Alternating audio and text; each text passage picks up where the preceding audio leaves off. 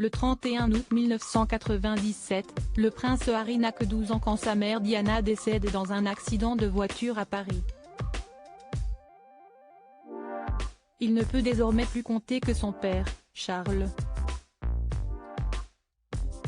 Quelques mois plus tard, le cadet de la famille se fait un plaisir d'aller avec son père en Afrique, à Johannesburg pour rencontrer Nelson Mandela et les Spice Girls qui doivent également lui rendre visite en marge de leur tournée.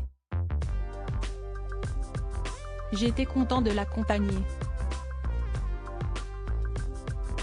D'aller ailleurs, loin de la Grande-Bretagne.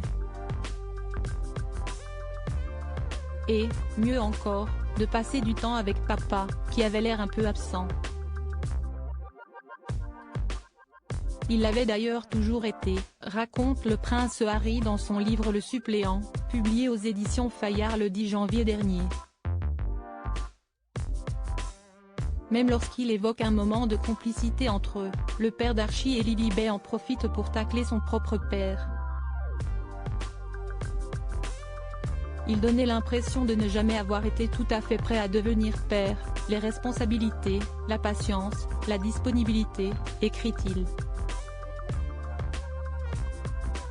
Avant de poursuivre avec assurance, lui-même, malgré son amour-propre particulièrement développé, l'aurait reconnu.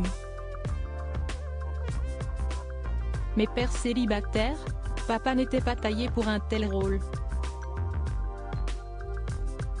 Toutefois, à sa décharge, il faisait de son mieux. Le soir, je criais du haut des escaliers, « Je vais me coucher, papa ». Il répondait toujours avec entrain, « J'arrive tout de suite, mon cher enfant ». Et, fidèle à sa parole, quelques minutes plus tard, il était assis au bord de mon lit. Il n'oubliait jamais que j'avais peur du noir et restait à mon chevet, conclut le prince Harry dans ses mémoires. Prince Harry, retour sur son évolution physique. Une relation père-fils abîmée une décennie plus tard, le plus jeune fils du prince Charles se prépare à aller combattre en Afghanistan. Le nouveau pilote est alors en plein exercice quand son père vient à sa rencontre.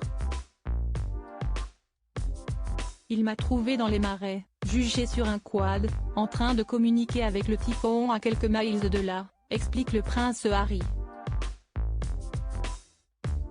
Pendant que j'attendais de voir apparaître l'avion de chasse au-dessus de nos têtes, nous avons bavardé un peu. Il m'a dit qu'il voyait que je devenais bon à ce nouveau boulot. Et surtout que je travaillais dur, ce qui l'enchantait, poursuit-il.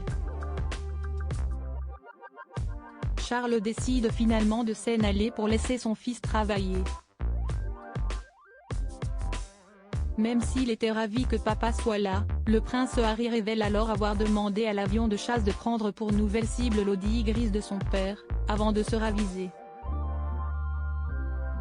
Il a finalement ordonné à l'appareil de viser une grange qui a été réduite en miettes. Selon son récit, ce jour-là, le véhicule de son père a failli être touché. Un nouvel épisode fort d'une relation père-fils décidément très particulière.